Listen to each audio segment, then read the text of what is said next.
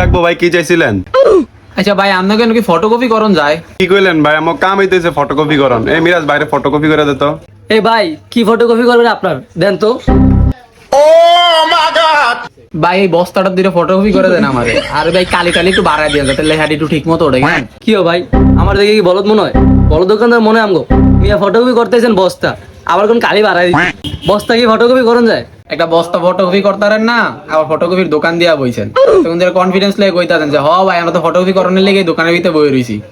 মিয়া আপনি যেন কনফিডেন্স লেগে কইছেন, আমি তো মনে করছি মানুষ সব ফটোকপি করলাম যে আপনাকে মেশিন দিয়া অনেকটা বস্তাই ফটোকপি করতারেন। ভাই ফটোকপি যেহেতু করতারলাম না, আপনার দোকানও আইসি, আপনার দোকান থেকে কিছু তো নেওয়ান দরকার। আপনার দোকানও দেখে মনে হয় যে মোবাইলের সার্ভিসিং করেন, মোবাইলের জিনিস। ভাইয়া ভাই আমার একটা মোবাইল আছে, আপনার দোকানে কি মোবাইলের গ্লাস আর কাভার পাওয়া যায়নি? আরে ভাই এটা কোনো কথা বলেন আপনি? আপনি কি একটা মোবাইল চালান যেটা বাচ্চা দিয়ে পান না? আমার না এমন কোনো মোবাইল নাই যেটা বাচ্চা দিয়ে পাওয়া যায় না। দেন আপনার ফোনটা দেন।